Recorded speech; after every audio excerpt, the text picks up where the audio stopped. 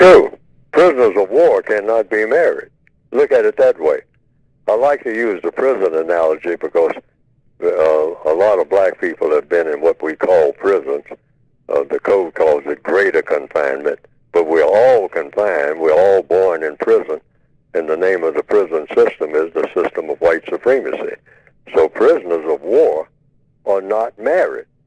We can say we are, but it has to be recognized by the prison masters. And we just get together with someone and say that we are married, and the white supremacist says, yeah, but I officiate over all of you. See, if you're a prisoner of war, you can't make decisions or make promises to your so-called mate. See, when say a married couple, for instance, has to have what? There's an old saying, to raise a child, it takes a village. Well, it takes a system to support a marriage. So if you're in a prison system, you're really not married.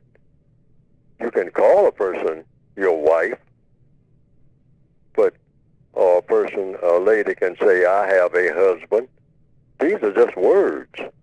But you can't promise that person anything as a prisoner of war. Why? Because you can't promise yourself anything. See, marriage is based on promises made and promises kept.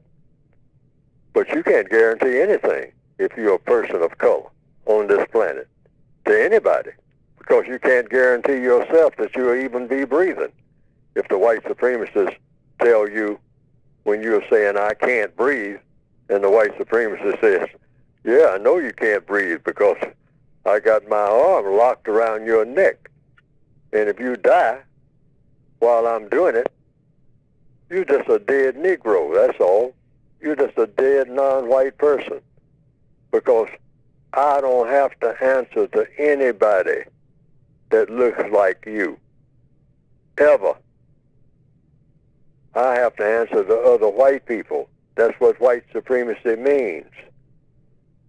So, to get back to the point, you're not married unless the white supremacists say that you are. And like the illustration you gave, black people on the slave ship say, I marry you, you and me are going to be, husband and wife. But you can't be a husband because you can't function as one. She's in chains and you're in chains by the chain masters, all right? So when you get where you're going, you say, well, wait a minute, you're going to take her down, you're telling her to go here? That's my wife. We got married on the boat and all like that. And that captain of the boat says, hey, this is a slave woman.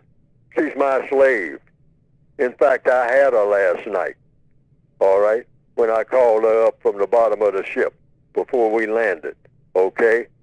So you don't have anything, Negro, African, whatever you want to call yourself, tribal leader.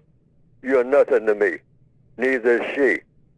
So I'm saying I'm selling her right now to this bidder here at the slave auction.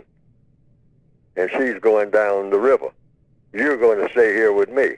End of story. So much for your so-called marriage.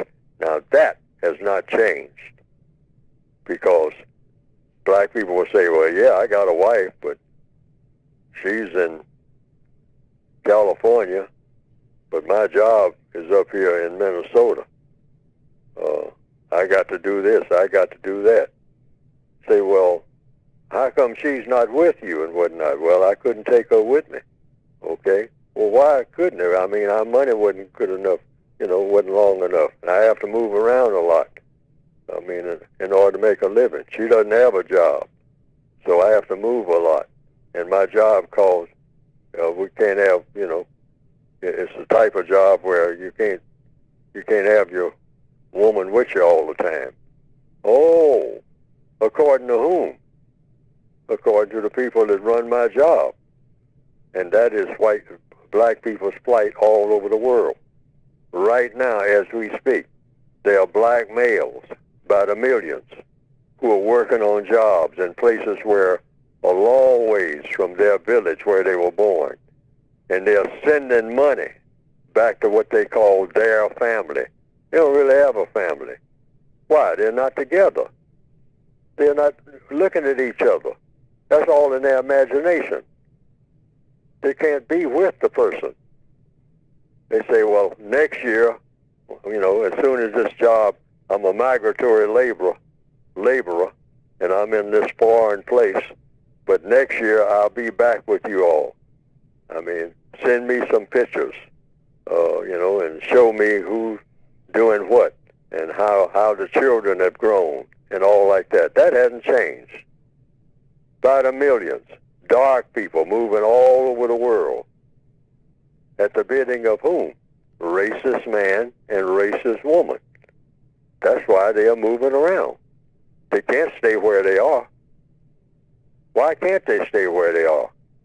Because the white supremacists have made it impossible for them to stay where they are and have anything. Mm-hmm. That's what white supremacy means. Mm-hmm. Okay. So you don't have a wife. You don't have any. You can't claim your children as being your own. You have to send them to the slave master, to the captain of the ship, to get food and shelter, just like you have to get it if you're a person of color. Mm-hmm. That's the reality of white supremacy.